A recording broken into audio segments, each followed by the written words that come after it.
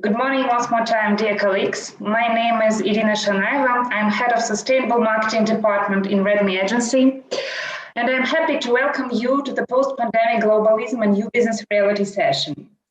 First, I want to remind you of a few rules of online conferences. Everyone except the one who is giving the floor turns off the microphone so as not to disturb or distract the others. Secondly, everyone except the presenters turns off the cameras so as not to overload our conference. Please do it. Questions from listeners are welcome, but in the chat. This is very convenient. The experts and I will ask questions after each presentation, and we will also take into account the questions from the chat. Thank you in advance for following these simple rules. I also want to make a small announcement. We are giving away a prize for our speakers. The top 3 speakers chosen by our audience, by our listeners, will get a mentoring session with me. Therefore, I ask everyone to listen carefully and to vote actively. I will give a link to the vote in the chat after the speeches. So, dear speakers, be active and make sure that the audience likes your presentation. And now I would like to introduce our dear experts who have kindly agreed to hold this discussion with us today. Dr. Ankit Katrode, a lecturer and researcher, PhD in management, MBA marketing, MCOM marketing, and postgraduate in human resources management, who is working with Northwest University, Mayfkik at South Africa. Thanks for joining us. And Mohammed Fateh Al-Hanipani, Senior Lecturer and Program Coordinator of MBA with Leeds Trinity University UK program. Fateh, thank you for joining us today. Thank you. Yes, and we also have 2 young speakers who will tell us about new reality we are to live and operate as people and as businesses from different angles. But first, I want to pass the word to our experts, and I will ask to be Dr. Ankit Katrode to be the first. Welcome.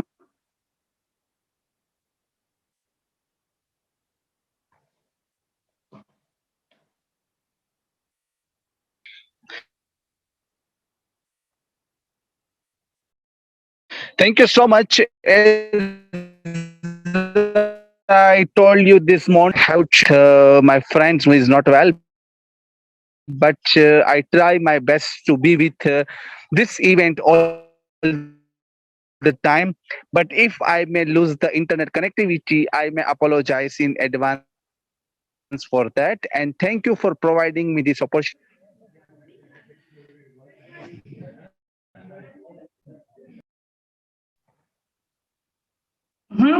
Thank you for joining us and being with us, though you have some problems and some urgent issues. And now I want, Fateh, will you please kindly say some introductory words for our speakers and for our listeners?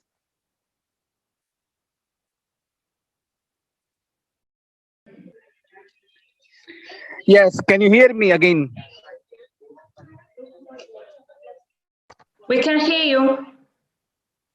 Okay, very good morning and welcome you from all the way from South Africa. And this is a really good initiative to listen the good speakers and students from the Russia.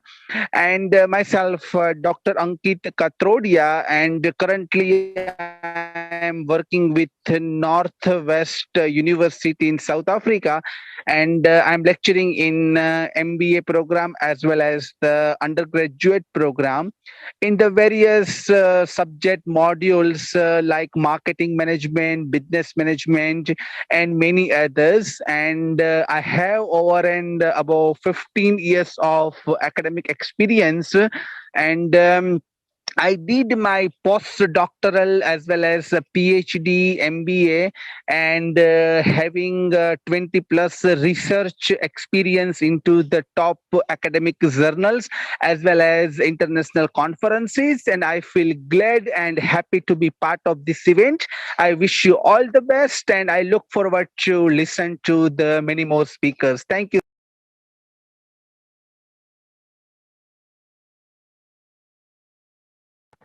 Thank you so much. And I am going to have one question according to the topic of this forum, which I will ask everyone today.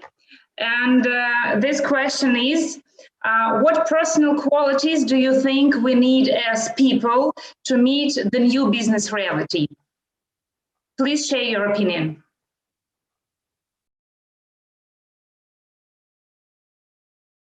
So much.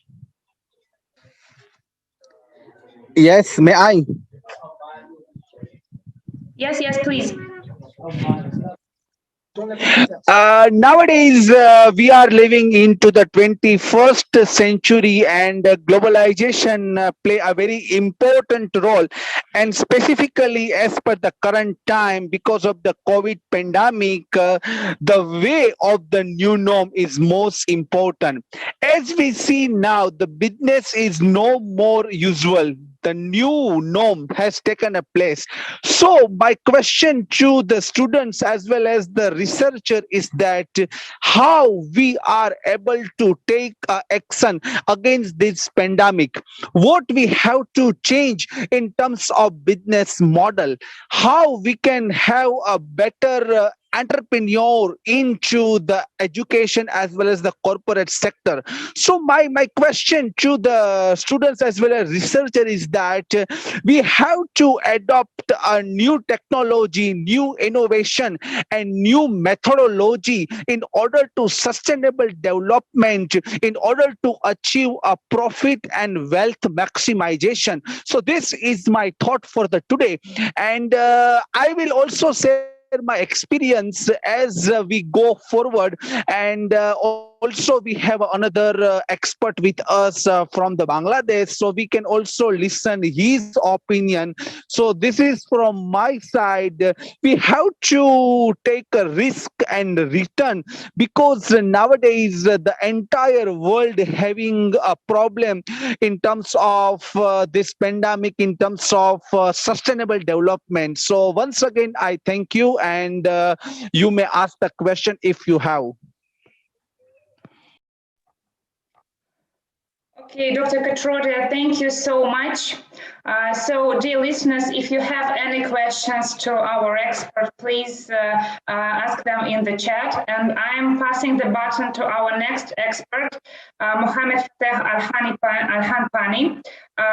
Please take your introductory word. We are waiting for you. Thank you very much, Irene. Actually, the conference is very timely because this is the time where we are undergoing a very difficult situation.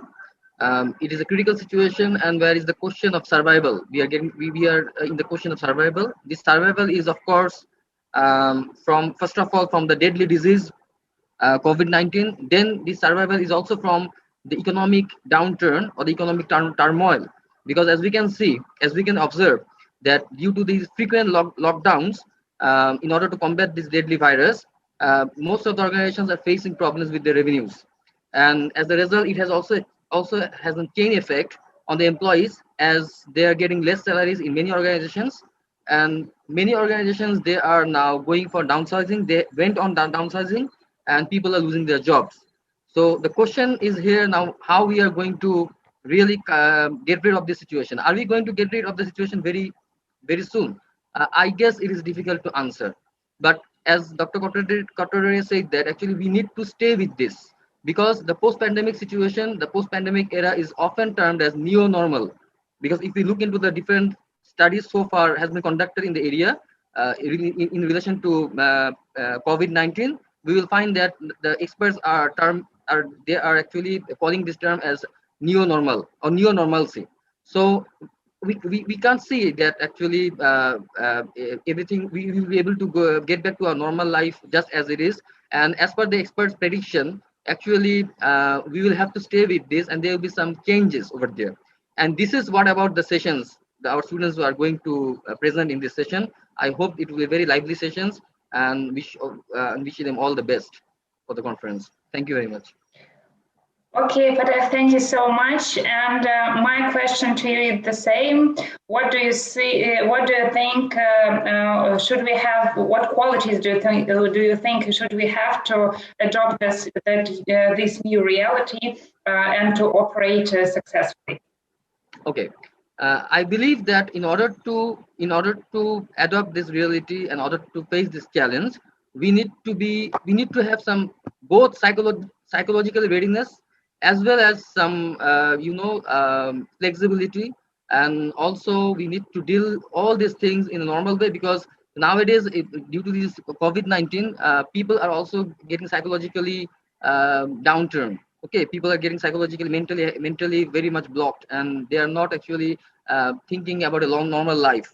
There's all around in the employees, on the part of the employees, on the part of the different workers who are working, because we are going under this very difficult situation.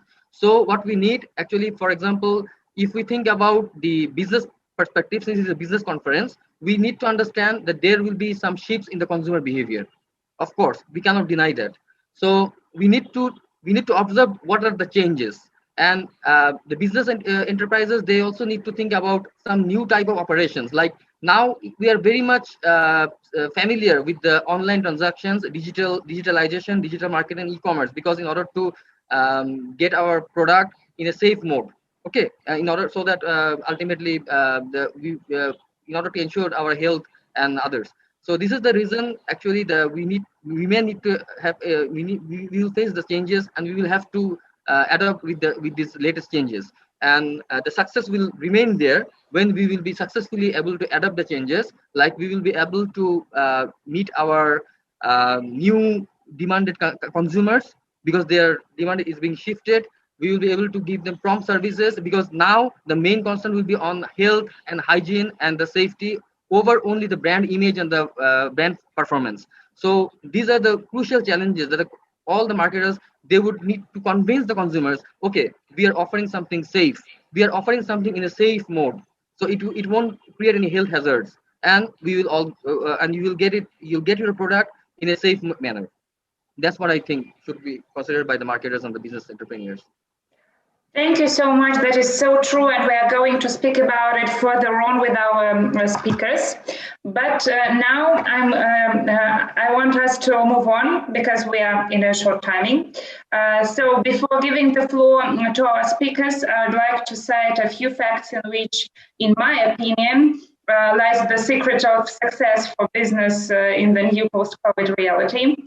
And on this slide, you can see research data of consumer opinion during the peak of pandemic that tell us about consumer expectations from companies to show their active position, their involvement in help and support. And most importantly, not only during the pandemic, but also after it, consumers are really expecting companies to continue their efforts around social and environmental activities. And this slide tells us about the responsibility of companies and their behavior during the crisis directly affects their decision-making about buying their products. And this is especially true for Gen Z. We know that this generation is very demands companies to be very responsible and purpose-driven. And the fact that seems surprising to the business market, but in my opinion, it seems very logical. Companies that have long been on the rails of sustainable development were more successful in this crisis, both in operating their activities because they were faster to adapt and to adopt new activities, and to rebuild their business models. And they were also more strong in the stock market. Thus, my personal forecast for the prosperity of companies in this new reality, as we call it, is to adopt sustainability faster and review their business models towards purpose and cause. And for people in these companies, I think the most practical recipe would be to be more conscious and empathetic, because our empathy helps us to support people, to feel their need, and so to react the way they expect us to react. So that's my opinion. And now I want to invite our first speakers. Ilya and Ilan, please proceed.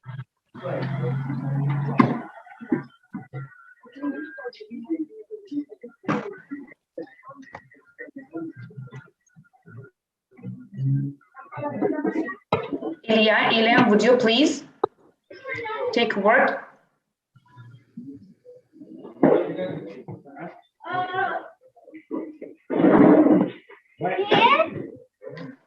Dear colleagues,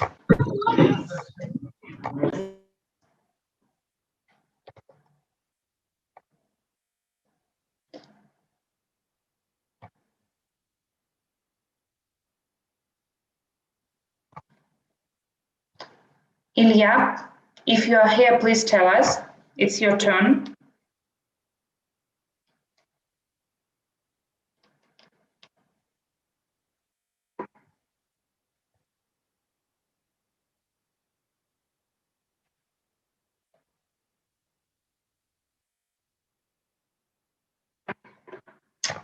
Okay, I think we have some problems with our first speaker, so I think we should move on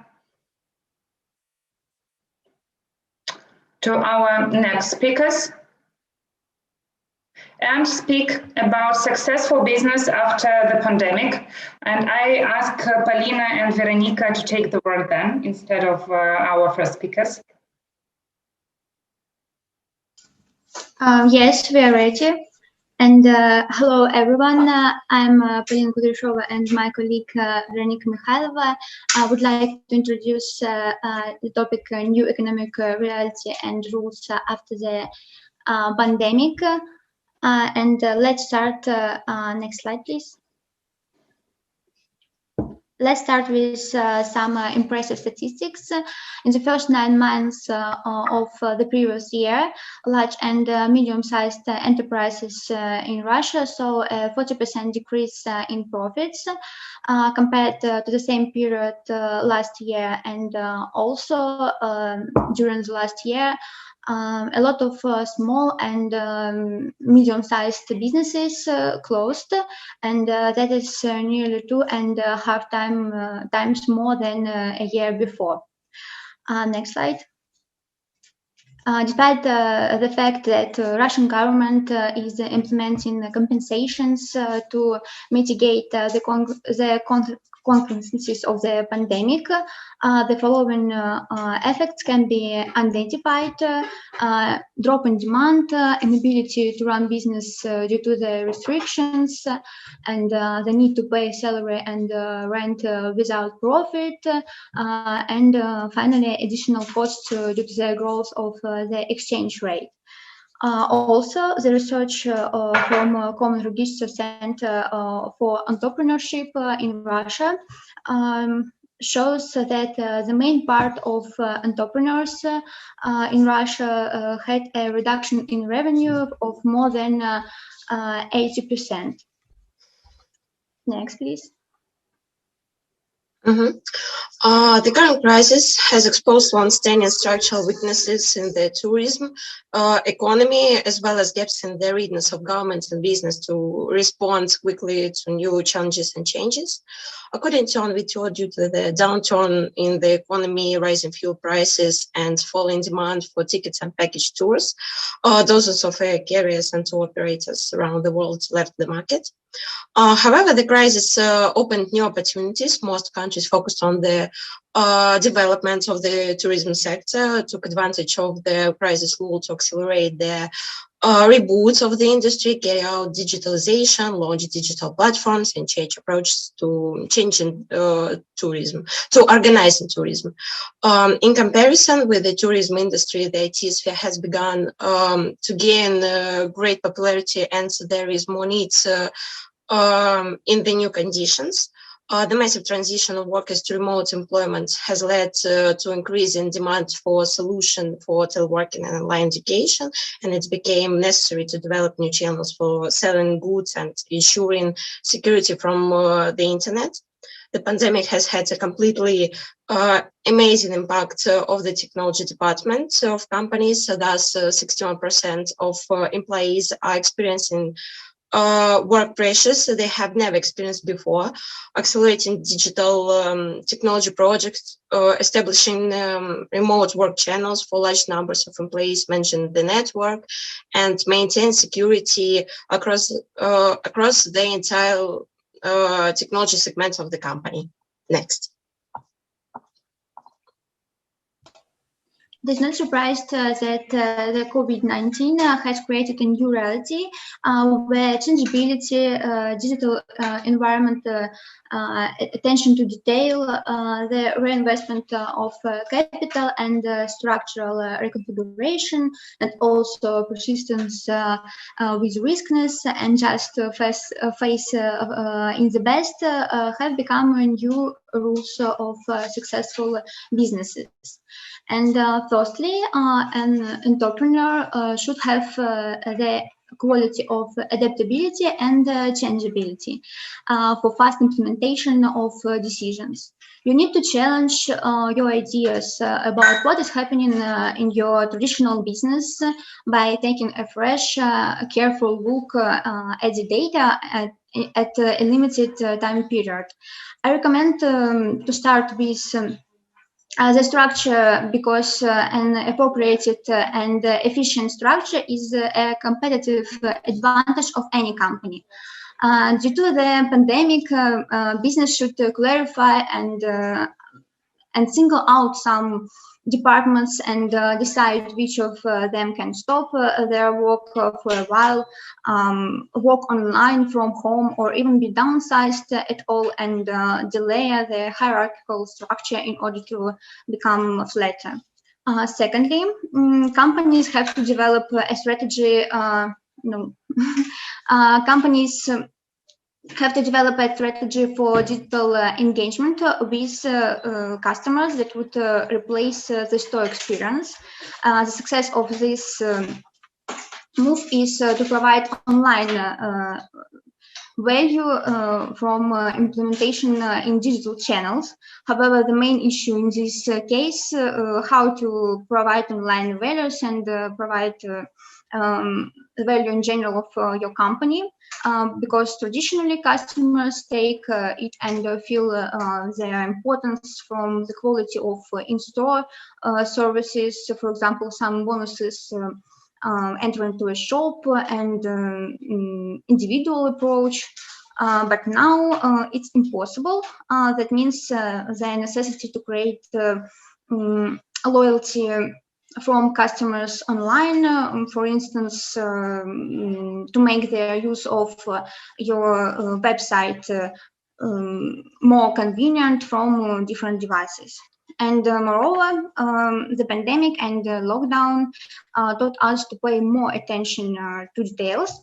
Sure, it's always useful quality, but in the case of COVID-19, this ability became vital for all businesses. Entrepreneurs should be ready to get support from everywhere and be aware of changes in the environment and especially in the legislation in order to quickly adapt to them. Next. Thank you. After the quarantine, digitalization began to occur at a different pace. It's accelerated. For example, consultation with the doctors became more popular in remote format since many local doctors didn't want to contact with patients with COVID. Also, government services such as obtaining a passport, receiving a cash payment, and so on have gone online and are done through websites. Shopping has also shifted almost entirely to websites.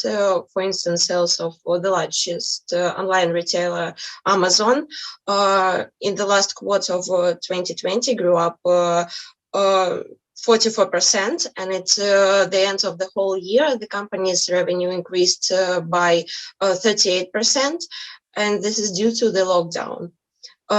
During the pandemic, the demand for home delivery of food, medicine, and belongings also increased. People are still reluctant to visit crowded places, so the delivery trend will continue. In conclusion, the quarantine, which was announced due to the spread of COVID-19, negatively affected all areas from the economy to the fields of culture and business. The outbreak of coronavirus brought a large number of deaths, changed the lives of ordinary people, disrupted plans, oriented them from friends and loved ones, forced them to learn new things at an accelerated pace. That's all. Thank you for your attention. Yes. Okay, thank you so much for your input. Galina, Veronica, dear experts, do you have any questions to our speakers? Yes. Can I share my opinion, please? Yes, please. You're welcome. Thank you, both of the participants. And before I share my opinion, I would like to say congratulations to speak very fluent English from Russia. And I really enjoyed the presentation and the ideology behind it. And I also learned something new about the small and medium enterprise as well as the tourism in Russia. So both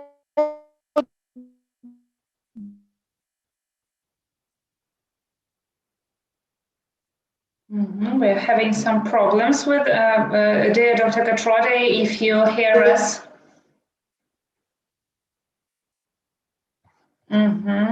Okay, we'll try.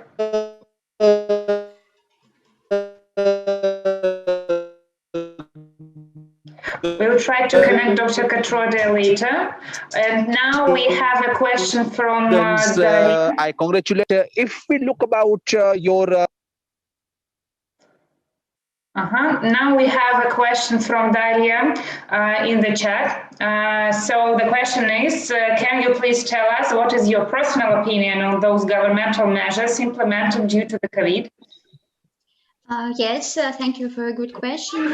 And what is our opinion? During our presentation, I just said I said despite the fact that Russian government implement some measures, nevertheless, some bad effects for businesses can be identified. And yes,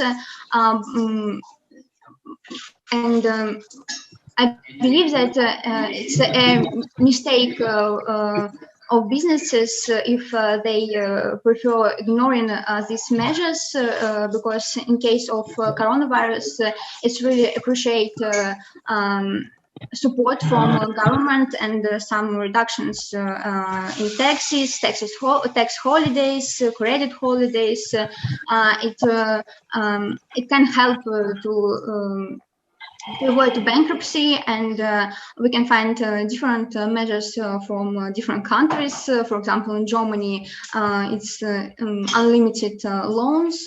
But in case of Russia, the position of small and medium-sized businesses is much to be desired. but in this case, I think that entrepreneurs should have this ability to get help and some efforts, time, and paperwork for getting these measures are worth it. And according to statistics, while we prepare our presentation, we found that a lot of businesses, about 40%, ignores these measures because they didn't believe in it. But how I mentioned before, I think that they should do it and get support from our government. Okay, clear, Felina. Thank you. Veronica, do you have something to add, or we can move to Dr. Katroria's question that is in the chat? No, I have nothing to add. Okay, then Dr. Katroria's question is, what is governmental support to help small and medium entrepreneurs in this pandemic? And moreover, how government promote local businesses? So I think you've spoken about that. So could you please make a small observation of those measures? And maybe if you know how government promotes local business, that would be great. Otherwise, I also have some cases that show how local businesses can be promoted. Yes, some measures like reduction of insurance premiums, bankruptcy moratorium, tax holidays, credit holidays, and deferred rental payments, and also interest-free salary loans from our country. So that was the reduction of payments for small and medium businesses. Okay, thank you. Do you know any cases of governmental promotion for local businesses? Maybe. Maybe some payments through the strategy. Now our government implement more support in supporting small businesses, and it's now it stops some special project and implement more support and money supporting these businesses. Okay, thank you so much. Maybe there are any questions to our speakers. And while our dear listeners are writing their other questions, I have a question for you too. I liked your thesis about civil and medical services going online. And I have a question. Do you think that people all over Russian Federation do use those online services, or that is only Moscow and St. Petersburg?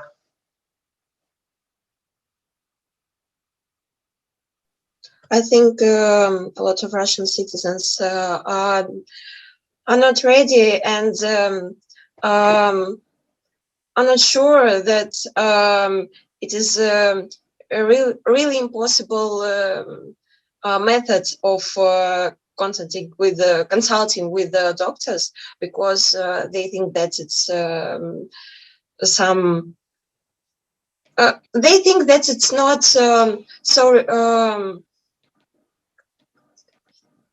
beneficial, maybe. And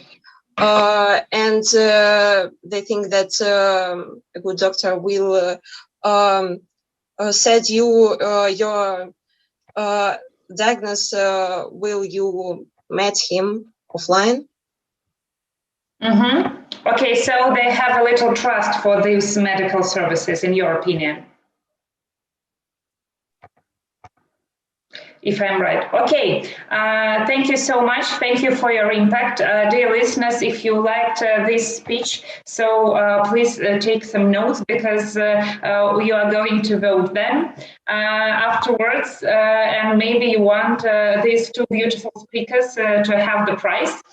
So make notes, and we are moving on, and we now are trying to listen to Varanovsky Ilian, who will tell us about changes in social and work life. Even if you're ready, please turn on your camera. Hello, Okay. I'm ready, yeah.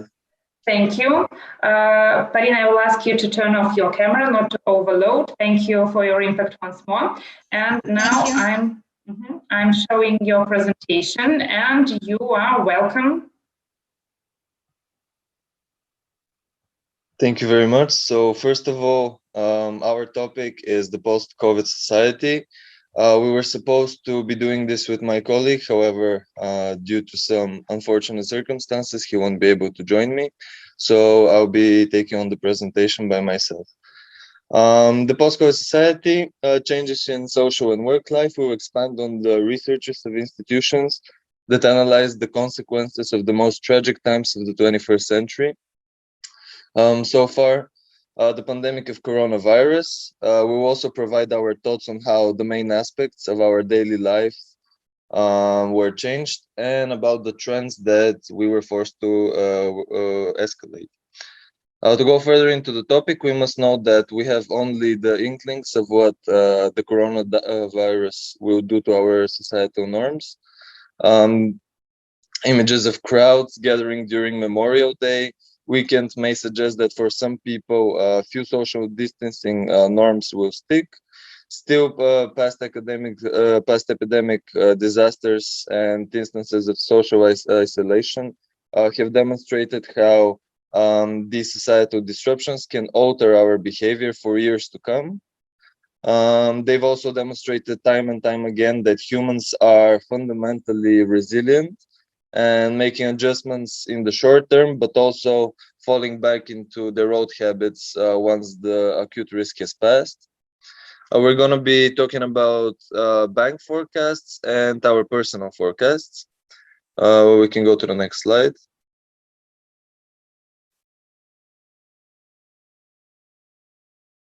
Yeah,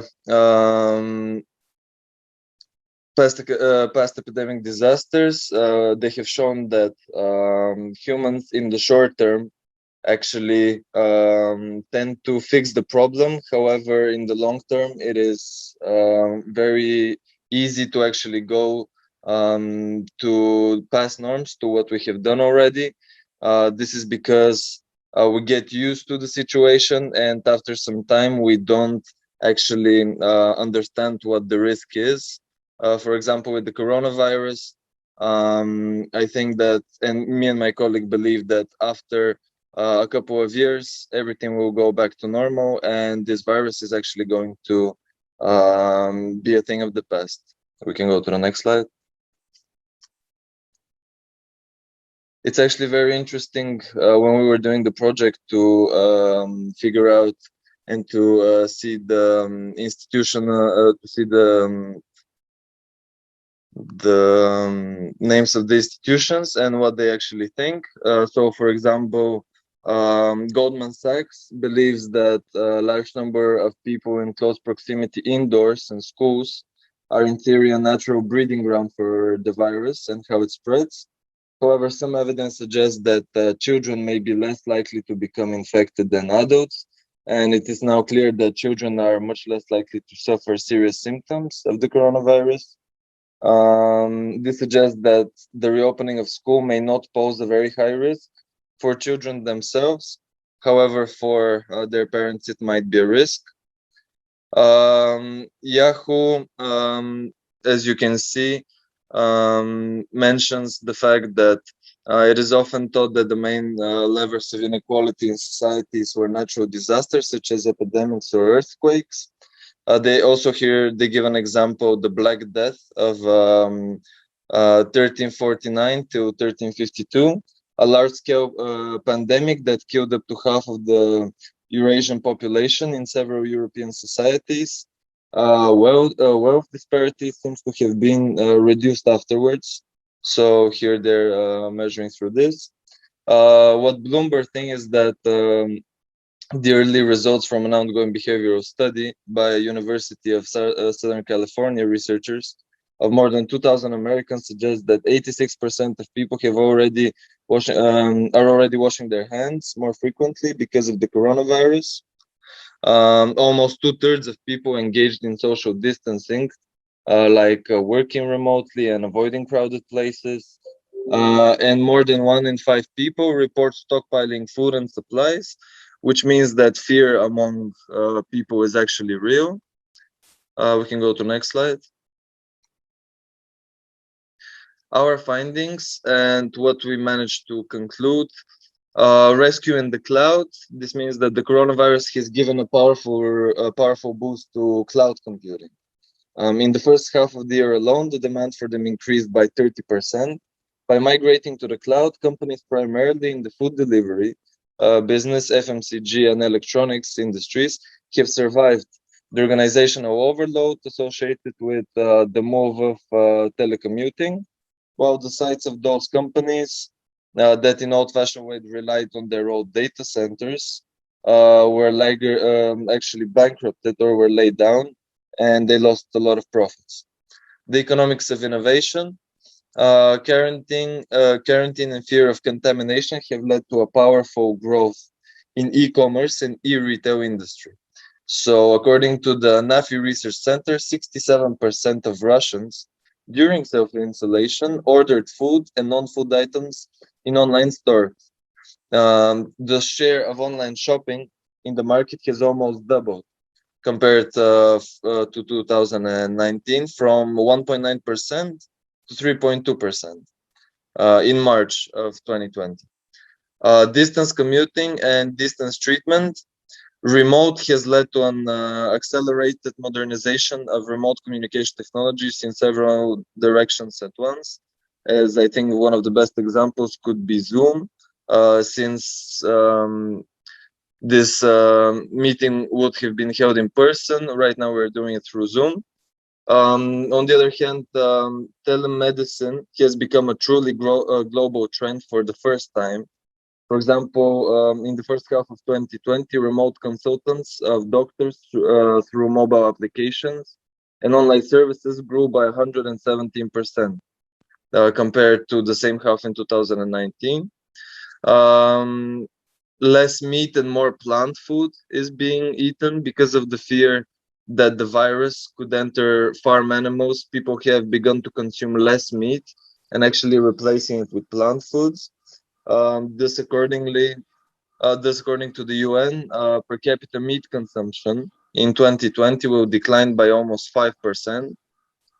Online, Even 2 minutes left, please make it a bit faster. Yeah. Office work as a new privilege. The initial increase in productivity seen by workers who are transferred to work from home was quickly replaced by an increase in fatigue. Several factors affected it at once: a lack of workspace, lack of human interaction, minimal control from the employer, are just factors which influenced it. And yeah, this is it. Thank you very much for the attention, and I would like to answer your questions if you have any. Okay, thank you so much. Dear listeners, if you have any questions to Ilan and his report, please write them down into the chat. Dear experts, if you have any questions, you can also ask them either in the chat or using your microphones. I would like to ask one question. Okay, welcome. Thank you. Okay, in the findings, there is one issue that is mentioned, like office work as a new privilege. What does this mean? Does this mean that we need to transfer this work from home into the work from office as soon as possible, just after the pandemic? Are you proposing this, or do you have any other proposal regarding this? We found out, thank you, first of all, thank you for the question. That's actually a very good question. What we found out is that in the beginning, because people were very excited to actually work from home, After some time, they got burnt out. There was this fatigue, so they're no longer motivated to actually work from home. Some of them, of course, for some professions, we cannot say this for all professions. However, let's say teachers, for example, a lot of teachers actually prefer working with the students and seeing them in real life and not through a computer screen, because this actually improves and it makes their job more interesting and more fulfilling. We do not propose that as soon as the pandemic is over, everyone goes back to their workplaces. However, as we already discussed it with Ilya, our opinion is that people who should be at their workstations, for example, doctors, they should be there. However, people who are not necessary, for example, for example, office workers, meaning let's say administrative people who work in the administration, maybe those types of jobs could be left working from home. Okay, thank you. Thank you very much. Thanks. Good presentation. Thank you very much. Thank you. And we have a question from Dr. Katrode. What challenges faced by education sector during working from home? What does student opinion and how university make more effective online education? I think you are asked here to share your own experience. Yeah, well, the students' opinion. Okay, so first of all, as I already mentioned, in the beginning, I think most of the people, most students actually were very excited that they would be studying from home, that they would have more free time, that they won't be in a way controlled so much. However, from my experience and from the students that I'm communicating with, most of them are already not tired of being all the time at home, but they would rather spend time with their fellow students. They would rather work together on projects in the same room and not actually doing it through a computer screen, because I think it's fun for the first half a year, 1 year, but then after that it gets a bit irritating, because we are social beings, and not having human interaction, I think, is very bad for us. We have bias for connections, for social connections. Yeah, thank you so much. That is very interesting, and it's very interesting to hear from students themselves, because we really have one point of view, and it's very interesting to hear yours. And Ilya, my question to you will be just the same as I've already said. I will ask everyone, what features do you think we should have to fit this new reality, to fit those social changes that you were talking about? Well, first of all, I think that the mindset of people should be changed, and I think that the change starts within us. We should understand how difficult those times in human history are. It's a precedent, because this never actually happened in human history, or the last time, as Bloomberg already mentioned, was in 1347 with the Black Death. I think that people should become more accustomed to it. They should get used to this change in how things are done. As you already mentioned, changes in education. So I think that I think that the government, first of all, should help people to adjust to those changes, and they should provide not only moral but also financial support for people, because at the end of the day, I think that's what's most important to them. Okay, thank you. We have some cheerful comments for your presentation in the chat, so you can see them through. And we are moving on. And now I want to pass the baton to Olga Smirnova. Thank you. Hello, everyone. My name is Olga Smirnova. I'm a second-year student of IBS International Management, and my research is about the effect the pandemic has on consumers' behavior. Next, please. It goes without saying that the pandemic has an impact on consumers and their behavior, and this in turn has an influence on businesses. The key to success for them is to anticipate the changes in consumers' behavior and needs in order to develop the right strategy, attract new audience, and what is even more important, retain existing customers. So to start with, let's analyze the characteristics of the new normalcy consumers. The customers before the pandemic, they preferred out-of-home consumption, went to offline workplace, made purchases in brick-and-mortar shops. What has changed? The slide shows the distinctive qualities of the new normalcy consumers. They got used to at-home consumption and working remotely. They usually turn to online learning, order goods online, and prioritize their health. I'd like to highlight some of the most impressive shifts and how companies use them to their advantage. Next slide, please. First of all, is the use of e-commerce, which is now clearly one of the most prospective directions for company development. The main aim of the whole technological progress is making life easier for people by, for example, taking the burden of difficult work off their shoulders. Many of us remember the times when we were going to airline ticket offices to book a flight. How many of you know by them in such offices? No one, right? The whole business direction has almost disappeared. It went online. The thing here is that it happened naturally over time with the gradual development of technology, and the pandemic, on the contrary, boosted these processes enormously. So as you can see from the graph, e-commerce in Russia was developing steadily from 2010 to 2017. Here we can see it starting off from 260 million rubles and gradually increasing every year by approximately 20-30%. However, by the end of 2020, e-commerce turnover was up 44% in comparison with 2019. So life made people reconsider how they can make their lives easier. Instead of cooking and grocery shopping, you can use delivery services. There is such thing as stickiness and stickiness of the habit, which depends on the number of repetitions and general satisfaction with the experience. Many experts say that using e-commerce is a habit with high stickiness. For instance, research showed that 70% of Russians will continue using delivery services after the pandemic is over. Next slide, please. The second change is the development of health consciousness and contribution to sustainability.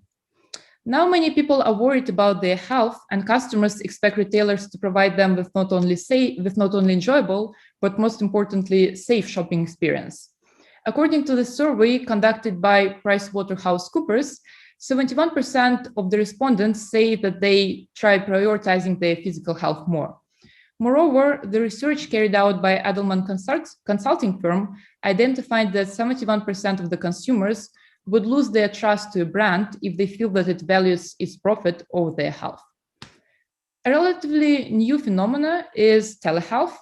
It refers to the use of two-way telecommunication technologies to provide clinical health care through different remote methods. According to the questionnaire research conducted by Inga Strach, in 2020, the number of televisits increased 64 times compared to 2019. The biggest surge was reported in the midst of the pandemic, and the benefits of telehealth are quite obvious. The main one is limitation of physical contact during the pandemic. Also, the study showed that people started paying more attention to their physiological well-being and showed increasing demand for medical goods and services. Do we have the presentation? Because I don't see it. Okay. Yeah, I don't see them either, so I guess I'll just move on. Well, the next trend is that healthy diet is also becoming increasingly popular, and studies show that demand for healthy products rose 3 times among Russians in summer 2020. To prove this point, we can also refer to the survey and see that the number of those who turn to healthier diet increased by 21%. Now we need the next slide, so we should wait for Irina, I guess.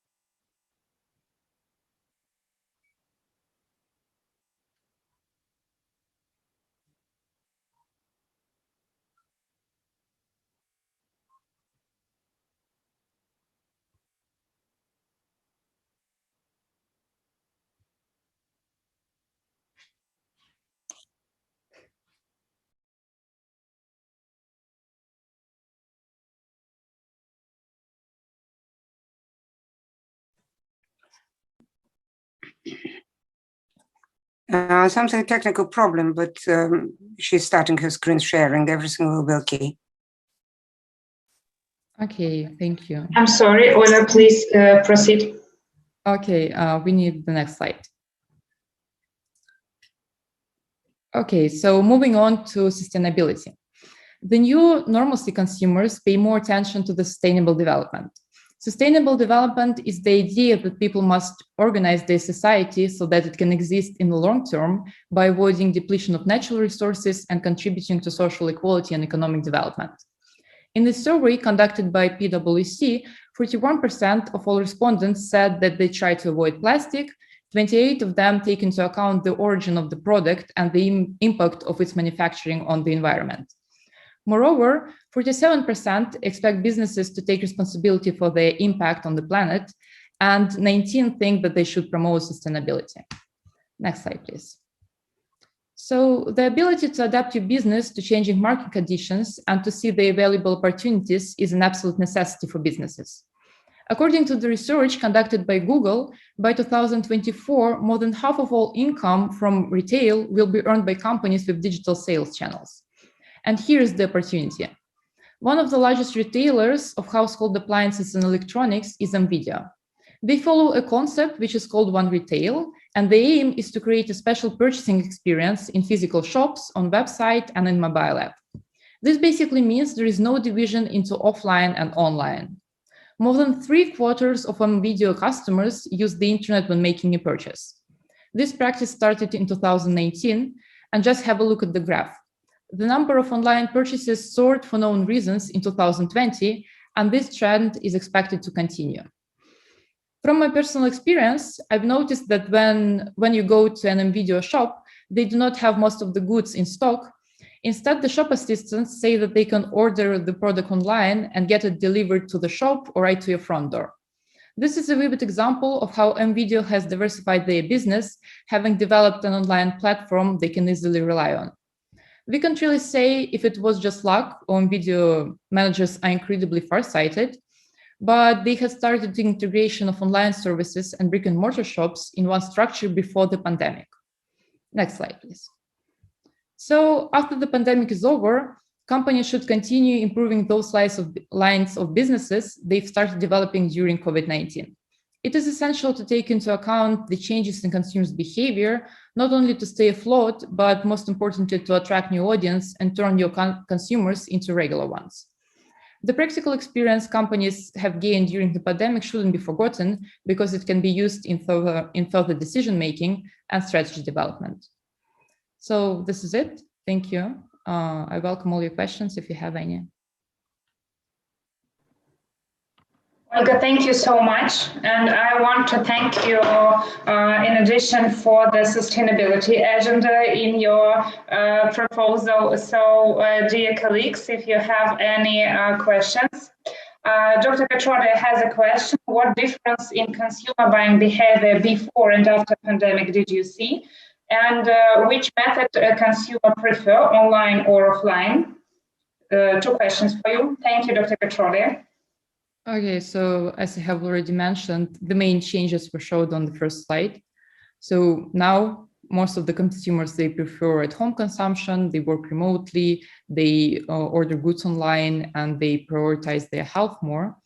So these are the main changes, I guess. And we can say that most of the, most of the Russians, they've tried ordering goods online, different delivery services, and as surveys show, most of them will continue using the services after the pandemic because they really got used to it. And I've told about the stickness of the habit. So they were pretty satisfied with the experience and they are likely to continue doing this. Okay, thank you. We have one more question. Are there any examples of how companies use other changes you've mentioned to their advantage, like NVIDIA?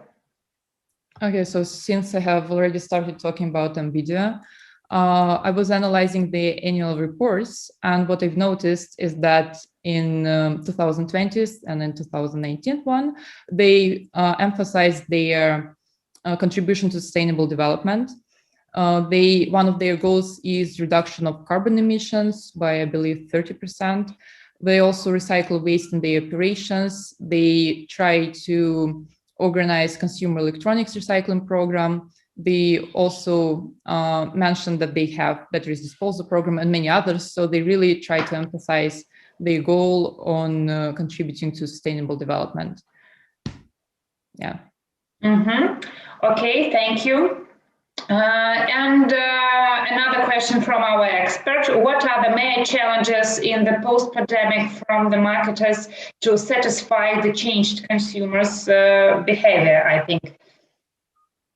Well, the thing is that nowadays, many of these changes in consumers' behaviors are still being developed, and it's sometimes it's really hard to anticipate them.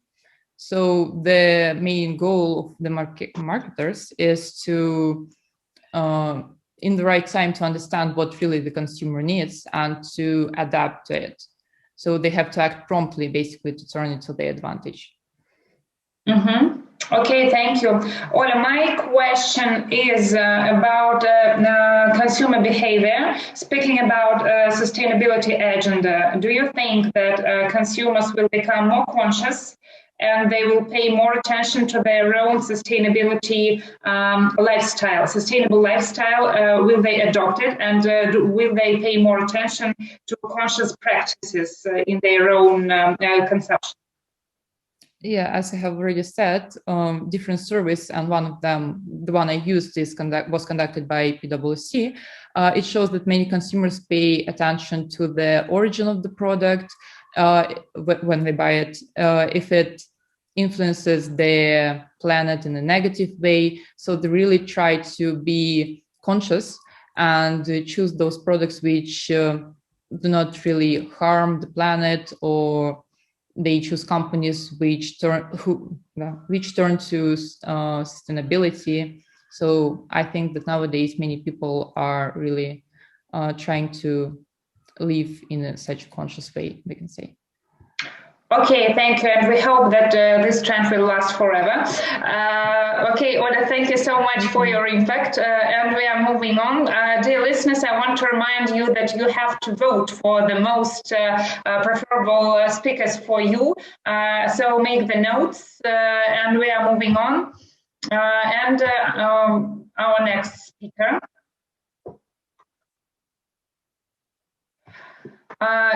Two beautiful speakers we have, Sadovnikova Daria and Yershova Anastasia. Please proceed. Good morning, ladies and gentlemen, and we are really glad to welcome you all here today and to participate in such impressive conference. My name is Sadovnikova Daria. I'm third-year student of HR department in IBS Moscow. And good morning, my name is Yershova Anastasia. I'm also a third-year student of IBS Moscow HR department.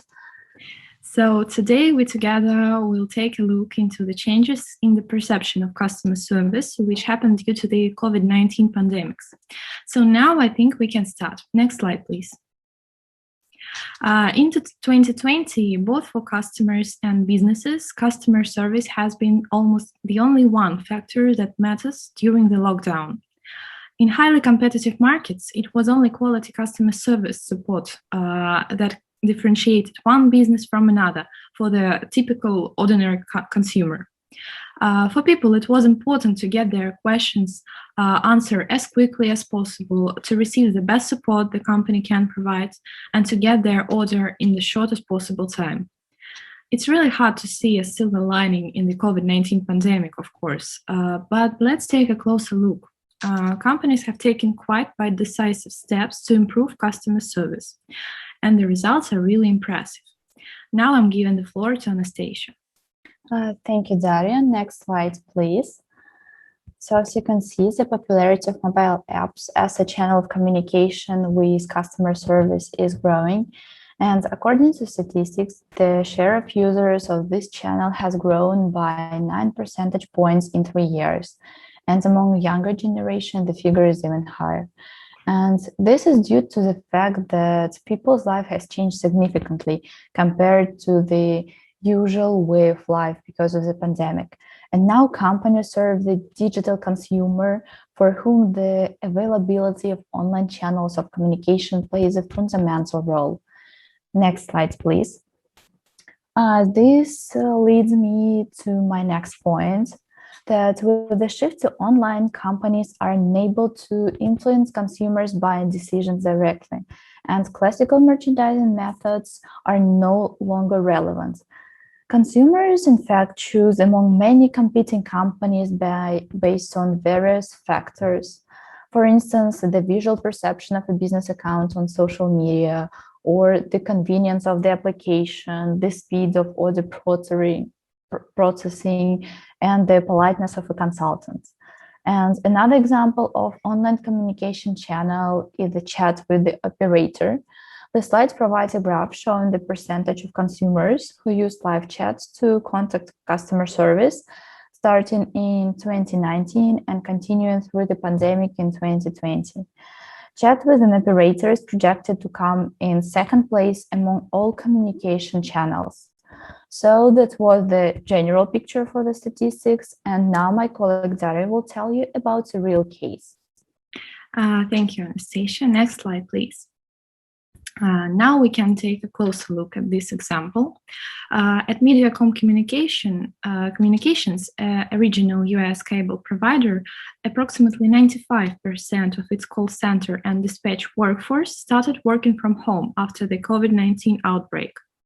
The company invested in more customer communications technology, adding new ways for customers to connect through its mobile app, for example, or through online support channel and text messaging. So, as I said before, the results are impressive. The number of customer text messages doubled last year. But it was the company's compassion that won customers over. After the pandemic began, it waived data overages for 6 months to allow customers to adjust their internet packages based on the household's new usage patterns. So that really consumer-oriented example.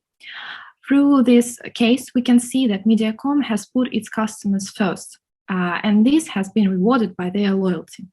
So operational expenses and visible rising costs are not always a wake-up call. More than ever, this rule works for customer service, especially during hard times and crises. So the new rule for business is the following: invest in new customers and there will be no competitors left. Next slide, please. Now we can wrap up our presentation and finish it with some general recommendations that Anastasia and I have came up with during our work. So the company's online presence provides increased consumer engagement. So the following general recommendations can be made. First of all, in the new environment, companies need to engage with consumers in the channels of communication they use every day. Mobile apps are perfect for this purpose because they can combine chat, email, and frequently asked questions. Accordingly, it is easier for customers to contact the brand, especially in a crisis situation. Secondly, it's important to invest in the digitalization of the company's operations. Organizations should focus on ways to communicate online with their customers, because the availability of contact information and possible online ways to communicate with brands has a direct impact on customers' loyalty. Last but not least, it's necessary to adapt business models for the long term to maintain flexibility and sustainability, not just to meet immediate changes. So that was our general recommendations. Next slide, please. And now we have covered all the presentations agenda. Thank you for listening. And now we would be very interested to hear your questions or comments. Thank you very much. Thank you. And we have already several questions. Dr. Ankit Katrode asks if you can name some 2021 rules for business, I think, and changes in structure and behavior and technology change in every sector. Yeah, as we have covered it in our recommendations, it's a growing trends of digitalization in every sector of the market and in any business. So,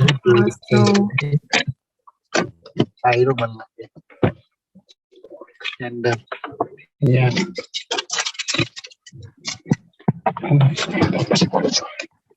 Dear Dr. Katrode, we can hear you, but we can't make any. Can you hear me now? Yes, do you have any questions? No, I have just one common suggestion is that I enjoyed the presentation, but if you look the statistics of the globally starting from January 2020, the three main dimensions, each and every sector need to change. It should be healthcare, education, manufacturing. The first is the structure, the second is the behavior, and third is the technology. So my suggestion to the student is that he or she can use these three change in order to make his presentation worth. Otherwise, everything is fine. Thank you so much. Thank you very much. Thank you. Okay, thank you so much. And we have another question from Polina. She asks to share your experience. If you have experienced any changes in the customer service, you as consumers yourself. Yes, so that was actually the reason why we have chosen this topic, because the changes are very impressive. At the beginning of the pandemic, when everything was locked and closed, it was very impressive. When you tried it, you had to immediately start finding places where you can order food, for example, order some other things that you need for your daily life.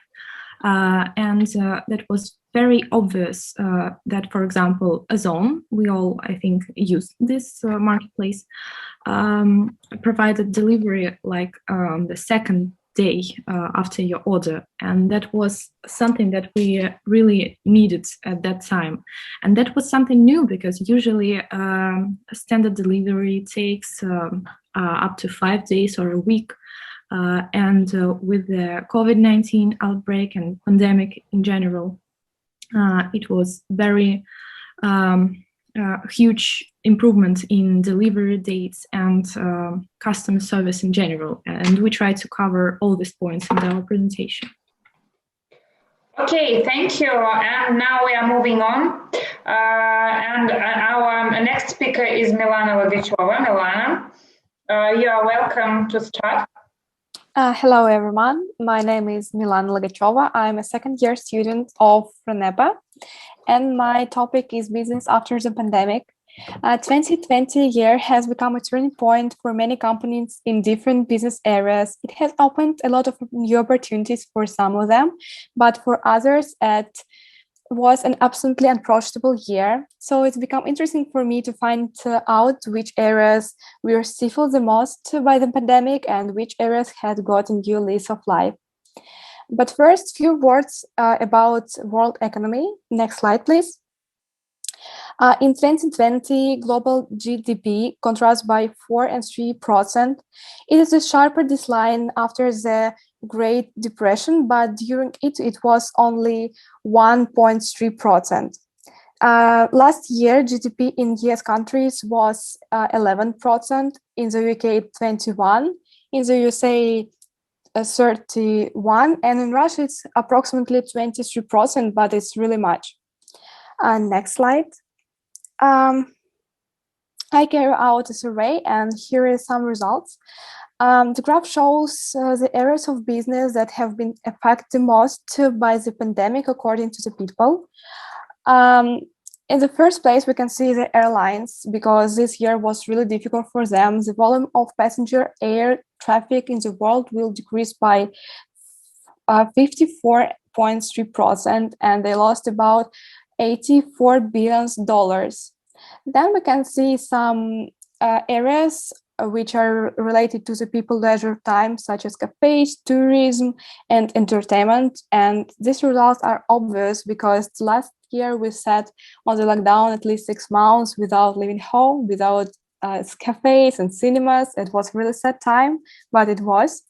Also, the sales and trade level dropped in 2020, but here we can talk about trade in general because some of trade areas made a great profit, such as good for home. Then it was interesting for me to take some interviews for people from real business and find some negative and positive examples. So next slide. First, it's negative example. It's event company in motorsport. I asked them a question how the pandemic affect on their business, and there is the answer.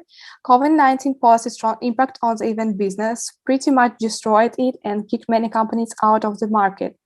Our business was roped around the motorsport, primary Formula One, with no public race in 2020 and no information about race in 2021. The company has lay off 90% of their staff.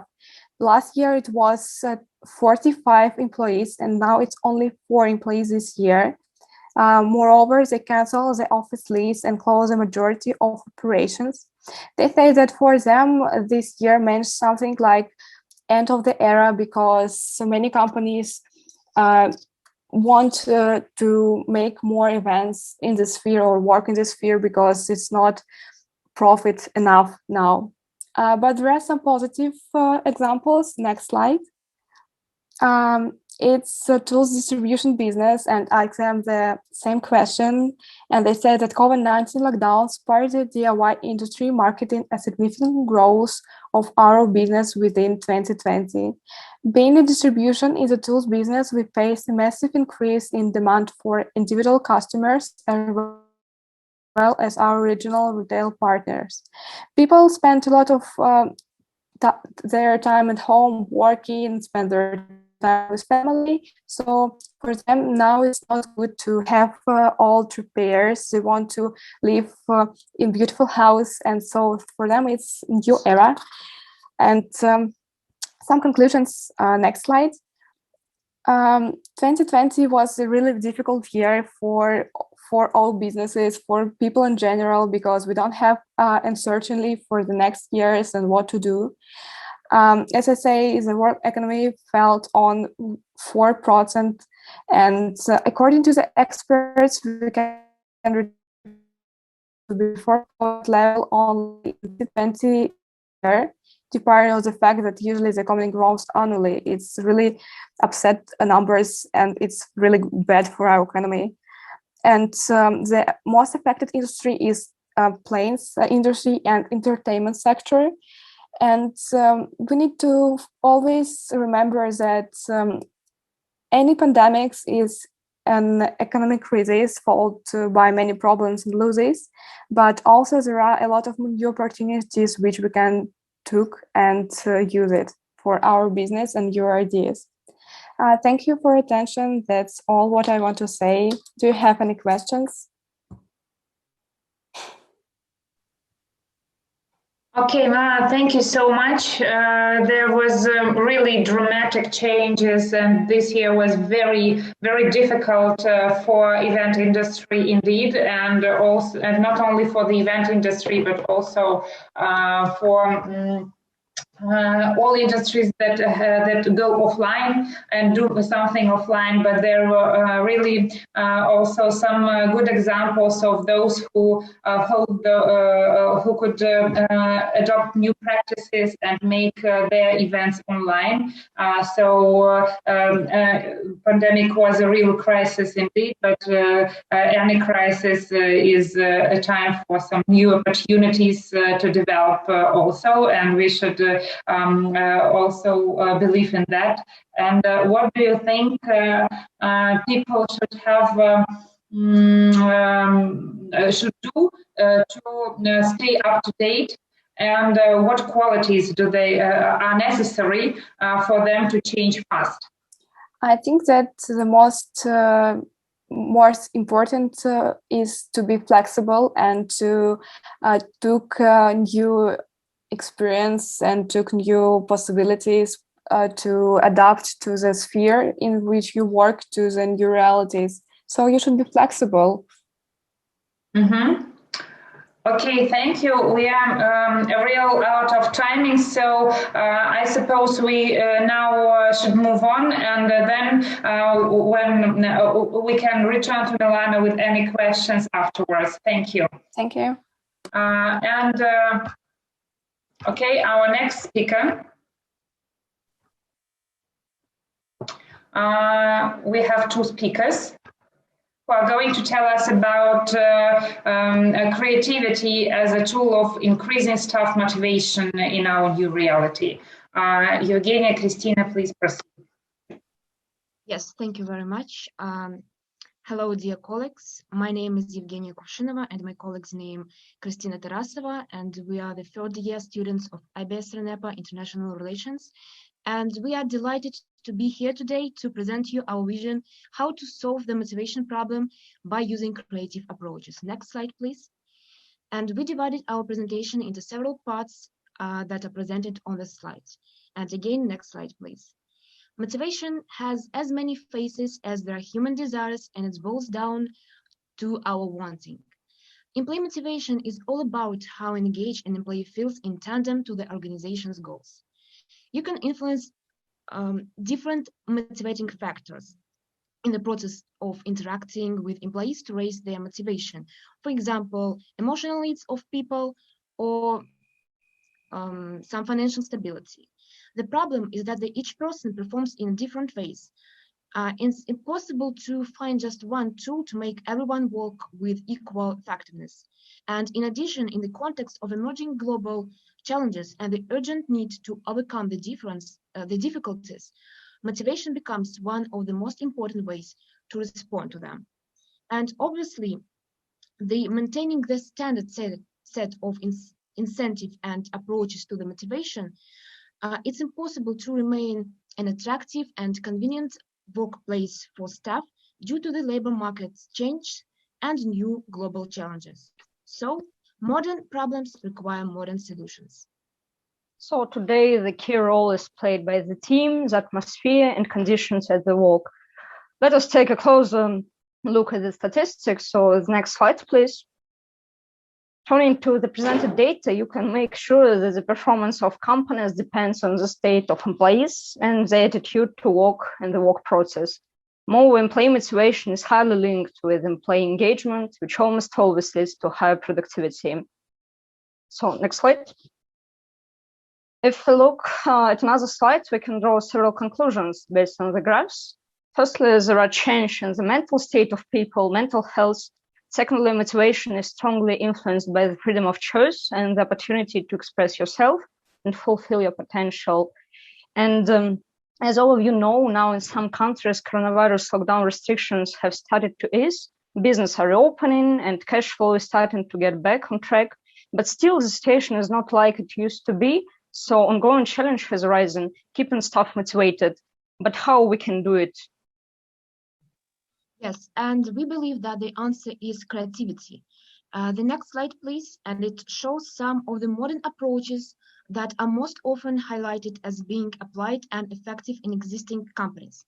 Let us clarify some of them as they seem to be more unusual and to some extent extraordinary.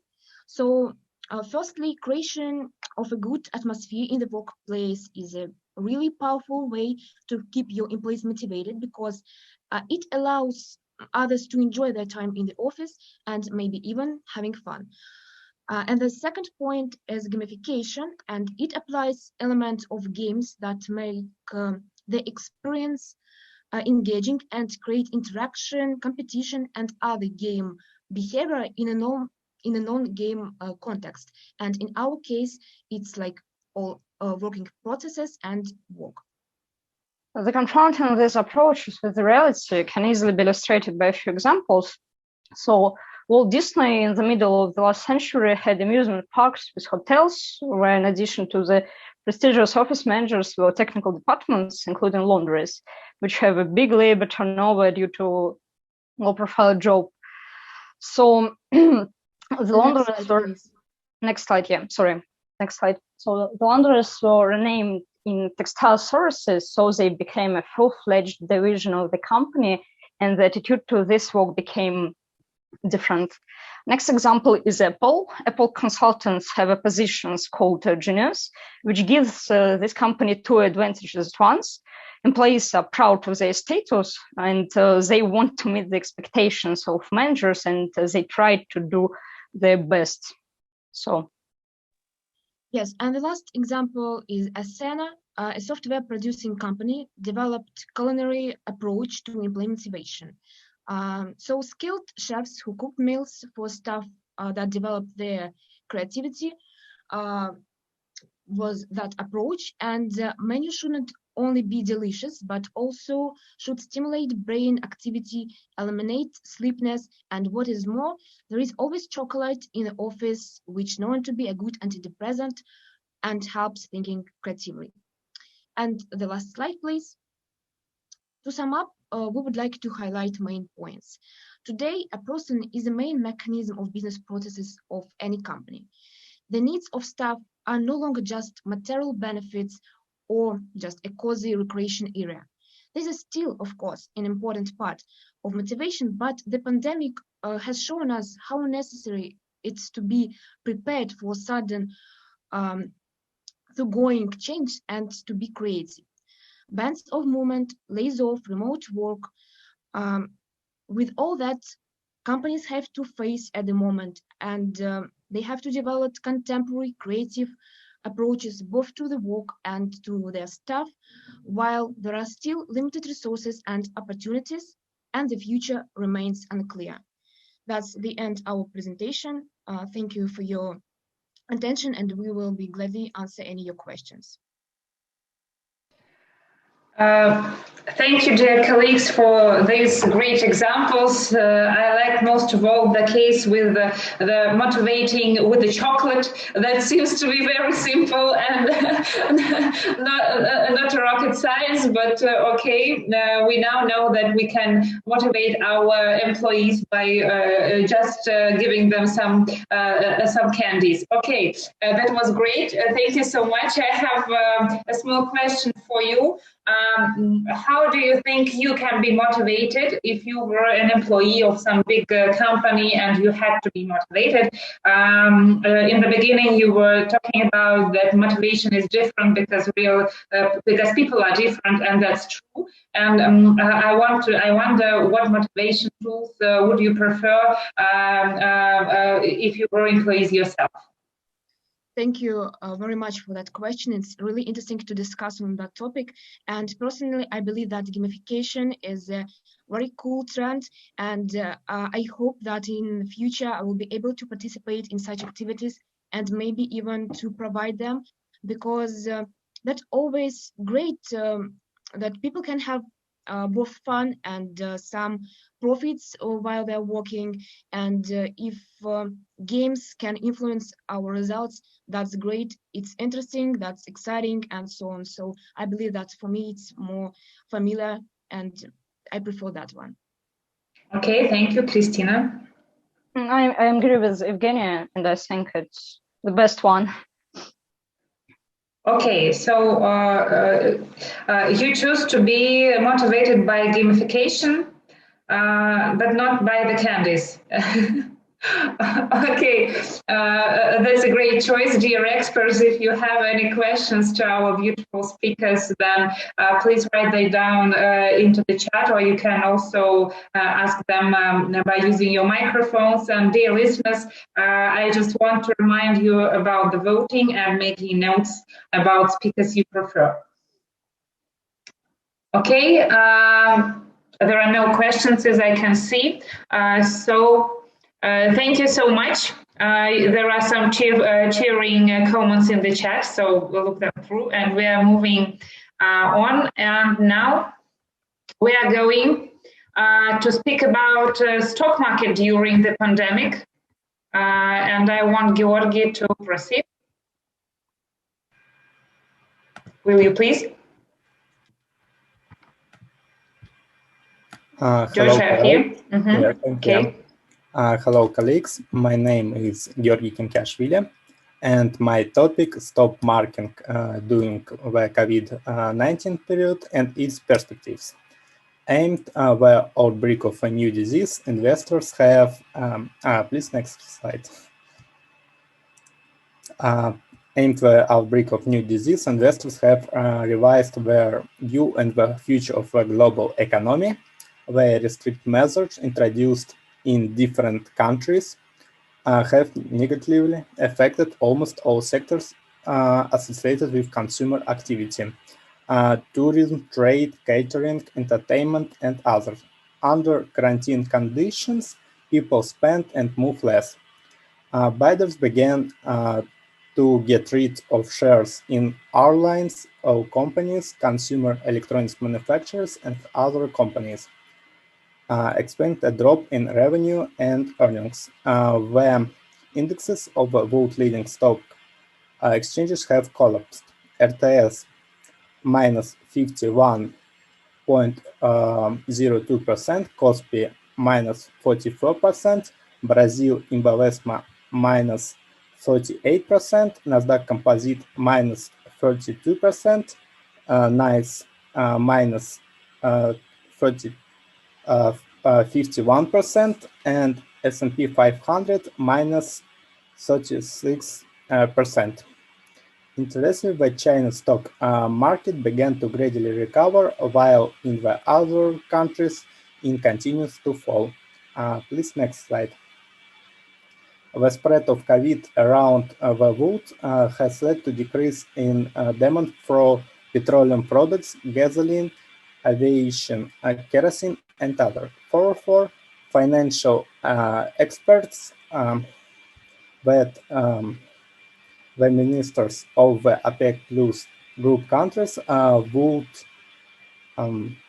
agree at the meeting in Vienna on 4th and 6th March measure to reduce oil production by 1.5 million barrels per day. And however, the key participant in the meeting, Saudi Arabia and Russian Federation, were unable not only to sign a new agreement, but also not to expect the old one. The rejection of the deal caused a collapse of oil prices 9th of March by more than 20%. Please, next slide. Measure to reduce panic in the global markets.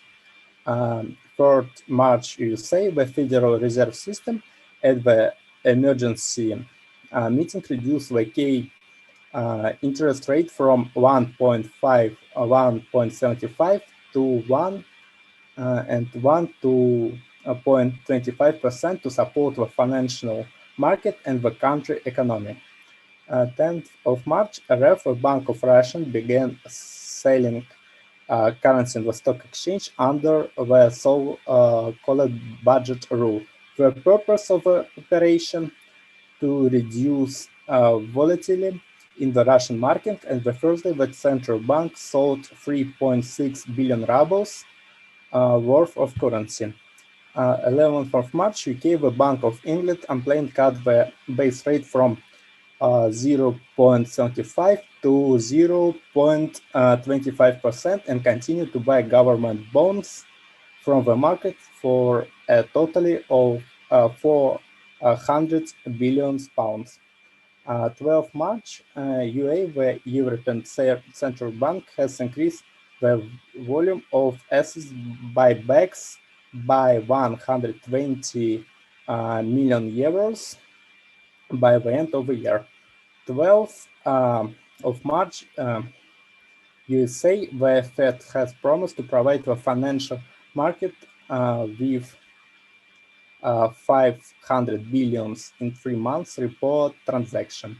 And 3rd March, South Korea, Spain, Italy, financial regulation of countries have banned short selling. And March, 3rd March, RF, the Central Bank of Russian Federation, held a fine-tuning repo auction in the amount of 500 billion rubles. Also, the regulation kept on currency swap transaction with USA dollar in the increased level of $5 billion. George, just a bit faster. We are not having so much time, please. Okay, please, next slides.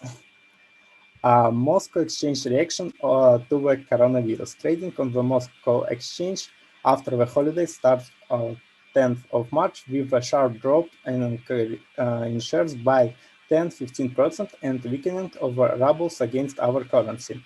Experts predict a decline since the securities of largest Russian companies are also placed at the New York and London Stock Exchange, and on the eve of 9th of March, they have already fallen in the price after oil.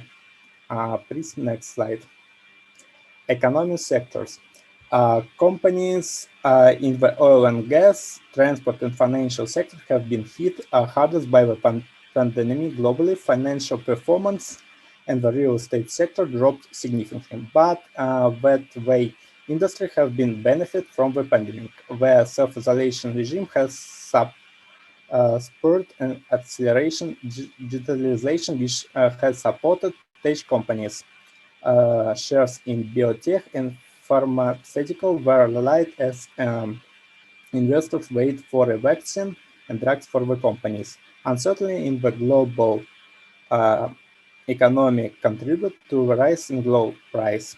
In the peak, the metal rose to record 2,069 per ounce. Following gold, shares for gold mining companies rushed up. Please, next slide. US benefit from Corona crisis. Zoom video communication, Moderna, Peloton Interactive, Amazon. Please, next slide. Foreign leaders declined. Chesapeake Energy, Carnival, Mace, Boeing, American Airlines. Please, next slide.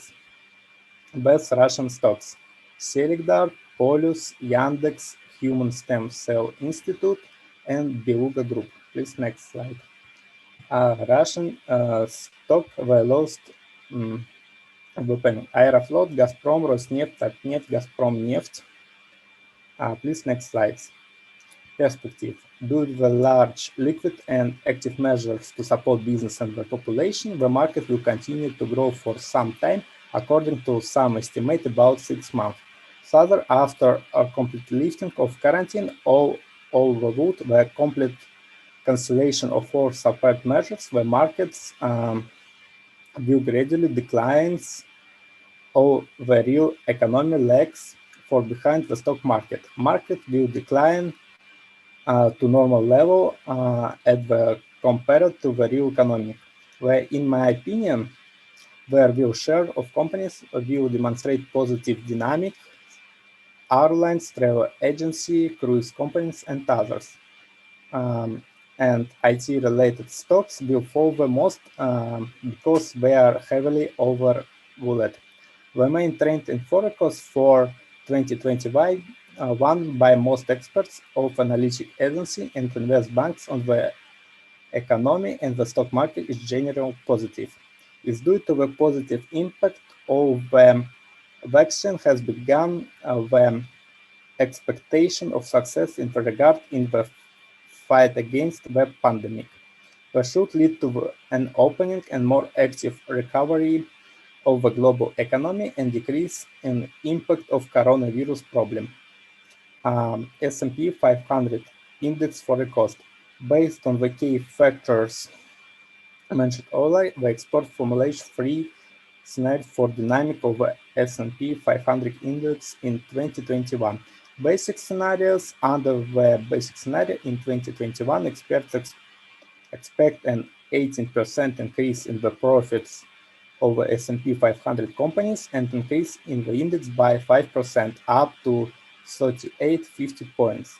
Optimistic scenario, the scenario assumes market growth by 7-10% up to 3925, 34 points against the background of increasing corporate profit by 23% if extremely for this are realized. Pessimistic scenario is negative development are realized. Experts expect the market to decline by 1-3% up to approximately 3600 point, while the profit of S&P 500 companies will grow by 15%. Trends and 2021. We're very short of time, so your last conclusion, please. Okay. In Russia, as a basic forecast, experts believe the market growth will be 120-30% according to the Moscow Exchange Index, which will eventually reach 3800 point. The positive dynamics is facilitated by the active recovery of both and Russian economics from the consequence of the pandemic. The upward trend will strengthen and the acceleration devaluation of the ruble. Prices for industrial resources and labor are growing but remain at a relatively low level, which contributes to the continuance of positive dynamics. Basic forecast a range of 70-18 rubles per dollars with an oil price of about 40-50 per barrel of Brent. Please, next slides.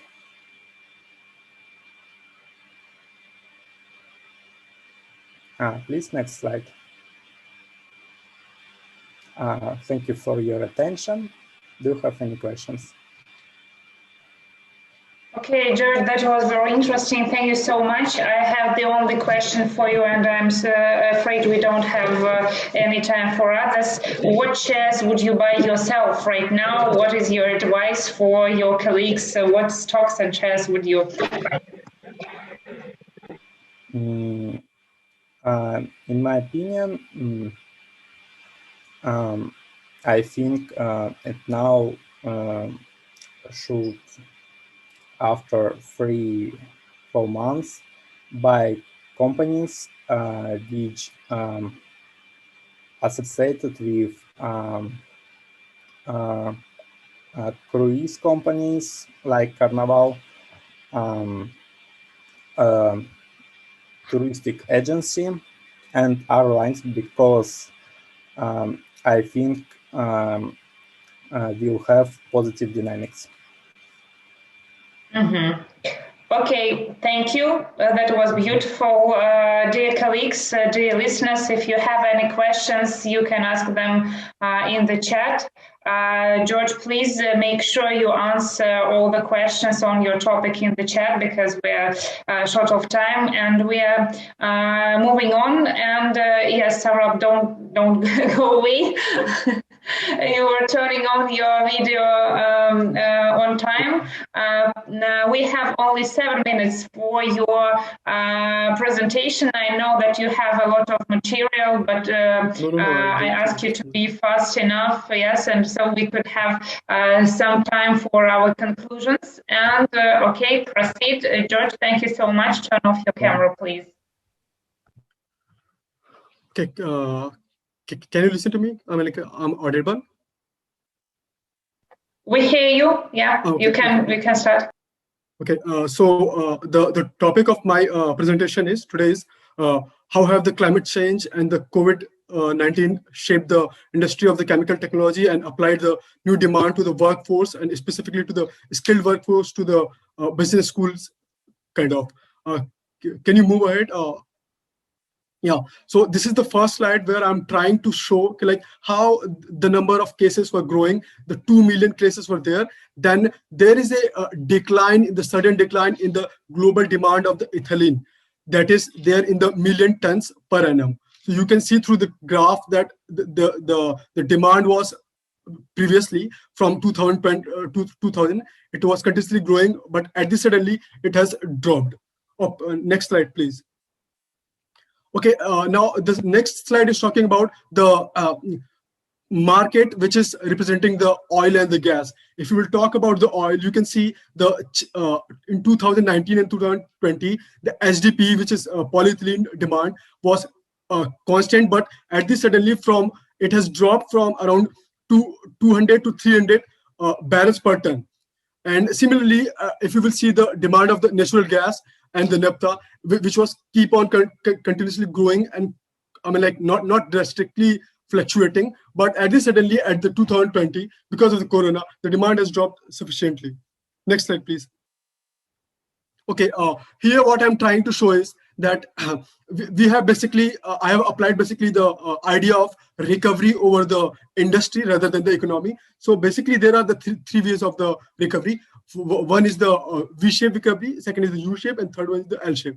If we will talk about the V-shaped recovery, there is the shock impact followed by the swift recovery, the reduction limit to the full year, and there is the requirement of the delayed investment. While on the other hand, if we will talk about the U-shaped recovery on the chemical industries, there is a sustained recession, 2 years impact are at least, and delayed consumption will be noticed.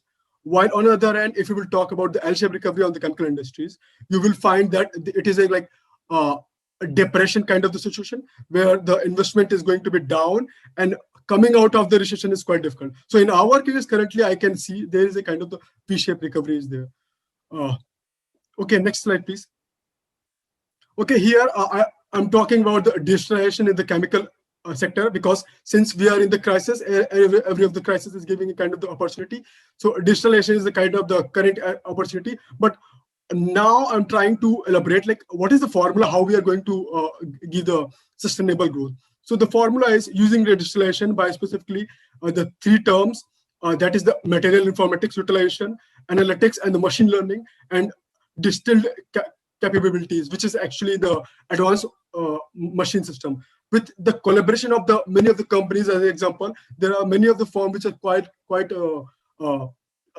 expert in the particular areas. Those can give the benefit to the chemical sectors. And the third, which is the most important part, is we need to have the industrialists need to have the strategic vision. That is all going to give a revolution in the uncertain period. Next slide, please. Yeah, here I will talk about the climate change. Since the climate change has also been the dramatic change, a pandemic has bring the dramatic change in the climate change. Before, if you will see on the left figure, PM10, PM2.5, which is the aerosols. Previously in 2019, the distribution was like this. And on the other hand, in 2013, there is a less distribution. Even there were the cases like from 300 kilometers, the Himalayas, which was seen in 1960, was visible now. Okay, next slide, please. Okay, so here we can see that how the CO2 emission, which was moving from 1990s, has dropped at the 2020 suddenly. And what is the benefit? The benefit is that it is actually fulfilling the idea of sustainable development scenario. We were having some target, it got as per the Paris Agreement, which was COP24. This is already get fulled by because of this pandemic situation. Now, but in terms of the long term, if we will talk about on the right side, you will see that the global production of the plastic, which is turning out to be the worst because it is biodegradable, it is keep on increasing. So it is uncertain to say now on the short time that climate change has helped, but on the long term, it is us which are going to take the overall call. Okay, next slide, please. Okay, so what are the key trends in the sector? There are the trends which I have, basically there are the 6 trends. First one is the abrupt oversupply, supply chain imbalance. Second one is innovation. There is a chance of innovation and digitalization, which I have quoted just a couple of the moment before. Third point is new competitive world order as oil price collapse. So, before there was some kind of the monopoly of the OPEC nations. Now other nations are also getting like Nigeria and these countries are also having the chances to come as a. Now the fourth point is accelerated. Yeah, there is a drawback of the huge drawback of the COVID-19, the pandemic is there is a huge deglobalization, because we have heard also like, no, you cannot move to any of the other countries because of. Now the fifth point is restructuring needed, because there is a call for the bold moves, and there is the open chance for the industries to take more risk measure. Now the sixth point is we need to learn from the lessons from the history. We need to see that if you have seen already a kind of the crisis, so we need not to give another chance for the global crisis, which is the climate change. Next slide, please. Okay, here I have tried to show like the demand destruction, acceleration, and the oversupply leaded to the shock on the job market. If you will see that here, the 86, 84, 81% from 2027 to 30, these are the protective equipment and this polypropylene based products are there. So there is a trend like job market has declined, but of course it will move. And there are some of the, on the right side, if you will see, there are some of the industries which I have highlighted, which have got benefited from this pandemic. And there are some of the, as an example, since the movement was restricted, the automation industries, their consumption has fallen like anything. On the other hand, if you will see the pharma and the nutrition, they has raised up. So there is a demand of the graduates and this to come up and to join the industries which are moving ahead, which are the trendy nowadays. Next slide. Yeah, okay. So here in this slide, I'm trying to show like how the demand of the demands in the chemical industries is moving with respect to the world index. So if you will see from the blue line, you can see that blue line is moving ahead rather than the world. So the stakeholders which are putting the money for, those are creating the jobs, which are responsible for creating, those are having the equities, they are getting more benefited. Yes, for the short term, the condition is that many of the things are depending upon how the vaccination will roll out, how effective the vaccination will be, and how the governments will take initiatives. And also, it is our responsibilities also not to entertain any kind of the things which are leading to spread of the virus. Next slide. Yeah, it was all. I mean, these are the references, and it was all. If you have any question, you can please ask. Thank you.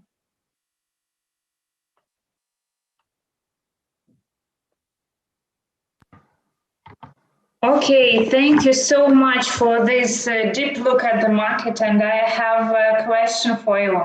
As we are speaking about features and personal qualities that are necessary for fitting the new reality, and you are speaking so much about the climate change, yes, and the CO2 emissions and the reductions that we have to face those risks for oil, gas, and chemical industries. What do you think are the required personal qualities for top management in these industries to face the climate change crisis and to fit it? Yeah, of course.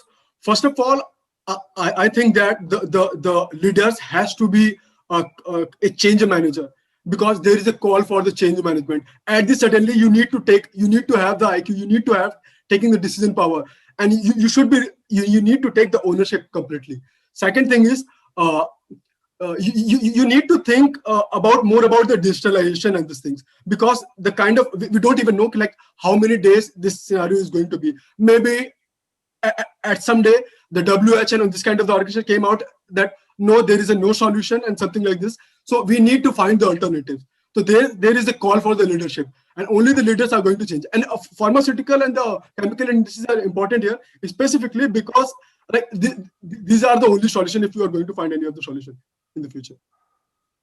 Okay, thank you so much. Now I want to address, Saurabh, I want you to answer Dr. Ankit Katrodia's question in the chat. Yes, I'm from India. I'm from India, and I'm from Varanasi. I think you are aware of this place. And I have I have done my bachelor's in chemical engineering from NIT Jalandhar. And after that, I worked for 5 years. I worked for the Tata Steel as a operation manager. After that, I worked for wastewater treatment companies. It was basically in the project management. And after that, I was finding the opportunity to do the master's. I came to know about the Ranepa. And like it was impressing, so I moved here. Yes, and the question was, what is your observation and views about oil prices in your country? Hello. Oil prices at the suddenly before it has dropped, when the shock has happened. Later on, what has happened? Our government has, since the price of the has dropped too much, then our government has filled all of their containers or the capacities. Even they were also planning to store there in the United States also. Later on, the price during those days, but the government has their own initiative.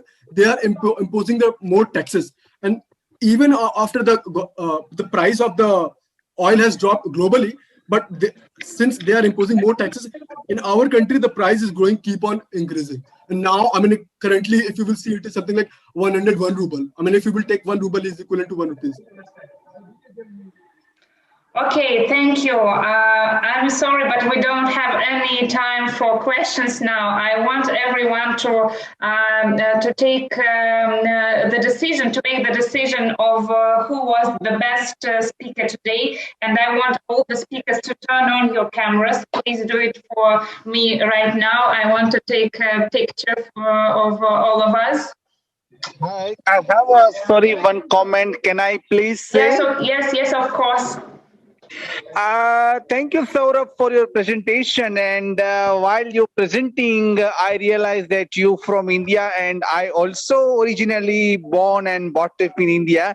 So I feel good to see someone from the country who is presenting. And thank you for the wonderful presentation. And thank you for the answer of your questions. And otherwise, everything is fine. And I wish you all the best. Thank you. Thank you very much.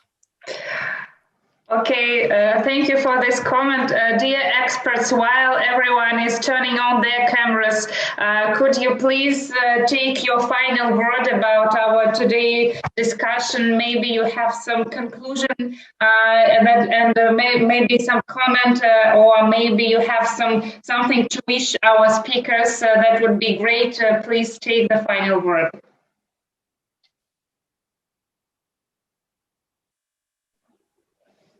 Okay, it was definitely it was a very exciting presentation. The conference is, as I mentioned, is very timely with lots of topical presentations. But what my observation is, even though these are definitely student presentation, I think it would be better if we could imply some more methodological approach a little bit along with that. Then maybe it would be made more scientific in the discipline. I hope that it will be done in the future. And on the overall, the topics that are presented are very nice, well-grounded, and the most important thing is these are well aligned with the existing body of knowledge, what we could see regarding the COVID-19 research. So I hope all the best to these young scholars, and I believe that they will do definitely better in the future. Thank you very much. Thank you so much, Dr. Katrode. Maybe you have some final word or something, some comments on our today discussion. My final words for the today's discussion is that I have also learned new interesting things, what's going on in Russia, especially education sector, oil sector, climate change, and many others. And this entire event changed my perception about the Russia, especially the language. And I'm very impressed with the English language the students have. So I really appreciate that. And in the other side is this kind of event will provide opportunity to share the knowledge and experience. And another most important thing is that it will also provide opportunity to see what is going on other side of the world. It's not that the pandemic is only limited to one country, but it is a global problem, global recession.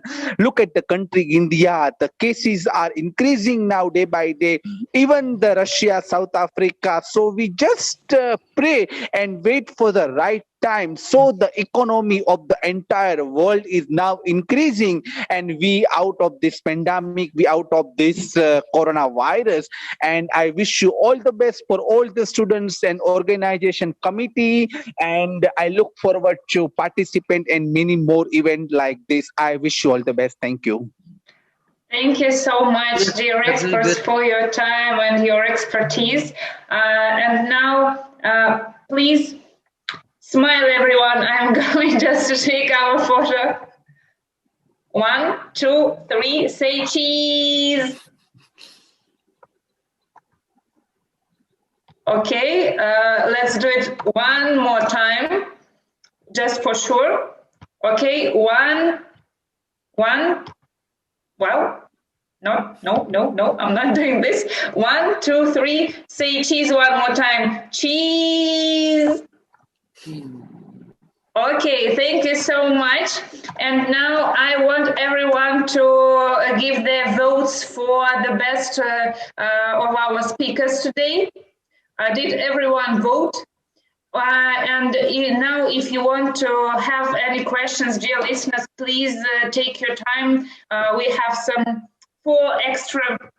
5 extra minutes just to wish something good and to say some warm words for our speakers. I want to tell everyone that that was a great discussion, really. And I think that every one of you have those speeches that we need to fit the new reality, because your works were so deep and so conscious, and they were so interesting. And I think that you are the next generation that will make a big change and will make a big impact on the way we live and the way we operate our business. And as I am so in love in sustainable development, I hope that you will be that generation of managers that will manage their own businesses or the companies they work for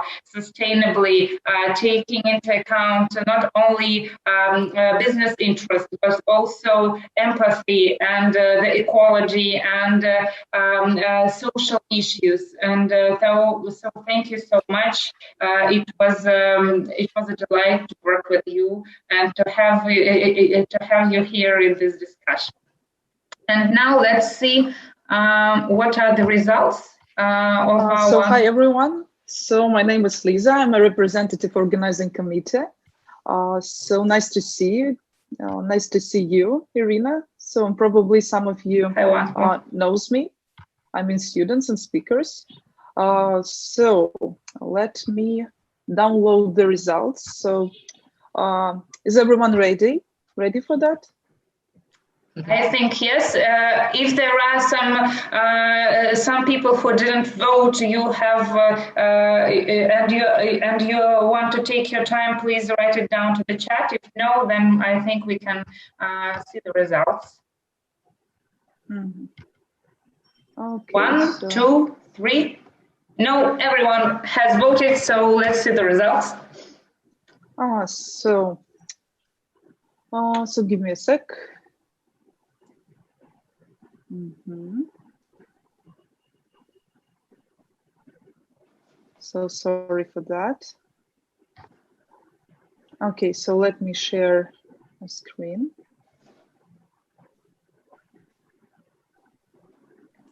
So as you can see, the first place goes to the team, Kudryashova and Mikhailova. So congratulations, girls.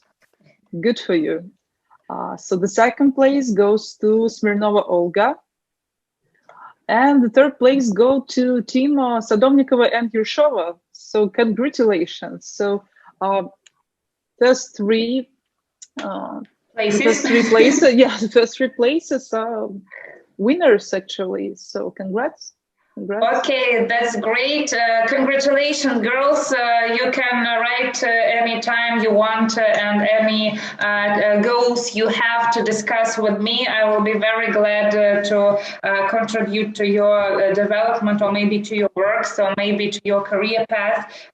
So any goals that you want to discuss.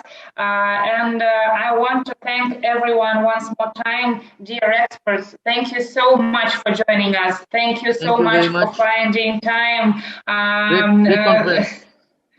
Okay, and dear students, you were great. Your works were so deep and so interesting. Thank you so much.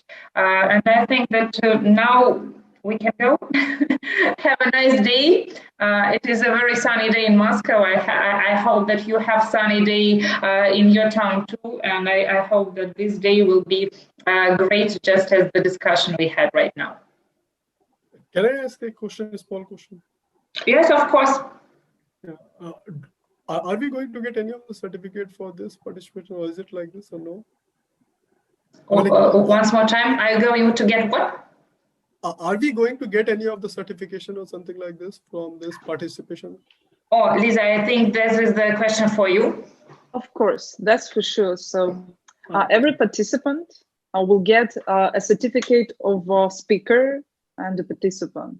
So, but for this, 3 best speakers get like a special certificate, like a speaker with honors, like the best speaker. So it's another certificate. But don't worry, you will get a certificate of speaker and participant of the conference. So don't worry about that. And also not only the speakers, but of course, our brilliant moderator and our extinguished, absolutely outstanding experts also are getting certificates. We will send them to you. Thank you so much. Yes, mentioning all your merits. Okay, thank you so much. I think that we don't have best and least. Everyone was great, but our beautiful speakers got these prizes because they are just their presentations were made better, maybe, or more interesting, or they were just more simple to understand. Because I'm afraid that George and Saurabh had very deep and good insight, but it was very difficult maybe to everyone to understand. But I am very grateful for your words. Those were very difficult topics that were very beautiful and very deep topics. Thank you so much once more time. Yes, dear experts, thank you. Dear speakers, thank you. Dear organizers, thank you for calling for us and just for organizing this great event. I think it is very useful for everyone, for us to see the point of view of the younger generation that is to work with us so soon, and for students just to have an extra opinion from working experts who are in the market right now. And I'm going to stop right now because we are over the timing. Thank you everyone once more time, and bye.